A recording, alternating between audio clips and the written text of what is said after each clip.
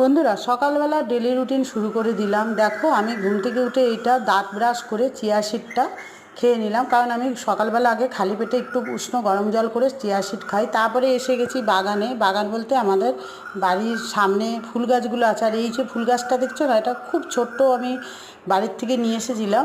তো এখন কত বড় হয়ে গেছে, আর ফুলও হয়েছিল অনেক। তো আবার ডালপালা ছাড়ছে, সেই গাছগুলোকে একটু জল দিলাম, কারণ গরমকাল তো একটু জল না দিলে গাছগুলো তো পুরো শুকিয়ে যায় গোড়াগুলো। আর গোড়ার মধ্যে অনেক আমি পুজো দিয়ে জলটা দিই, ধূপকাঠির টুকরোগুলো পড়েছিল সেগুলো তুলে দিলাম। আর এদিকে একটা নীলকণ্ঠ ফুলের চারা হয়েছে দেখছি, খুব ভালো লাগলো, কারণ আমার গপুর জন্য না এগুলো লাগে। তাই বাগানে একটু এসে আমি এই গাছের জল দিচ্ছিলাম। আর এই গাছটাও খুব ছোট ছিল, এখন মানে ফুল ফোটার সময় হয়ে গেছে।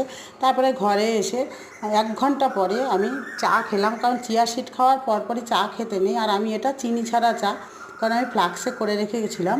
তো চাটা খেয়ে চান করে আসলাম। চান করে এসে গোপুসোনার পুজো, জানোই তো তোমরা, গোপুসোনার আগে আমার পুজো দিতে হয়। তো আজকে আমাদের ষষ্ঠী আছে, মানে মা মানে শীতলা পুজো শুরু হয়ে গেছে। তো আজকে হলো অশোক ষষ্ঠী, আজকে আমাদের ভাত খেতে নেই। যাই হোক, নিয়মটা তো পালন করতে হবে। তারপরে আমি এখন পুজো দিচ্ছি, গোপুসোনাকে স্নান করিয়ে দিচ্ছি। দেখো, আর এই শঙ্খ জলে গোপুসোনাকে স্নান করাই। তো তোমরা আমার ভিডিওটা কেমন লাগলো অবশ্যই কমেন্টে বলো। ঠিক আছে বন্ধুরা, আমার সকালের ডেলি রুটিন শেয়ার করলাম। দেখা হবে আবার নেক্সট ভিডিও।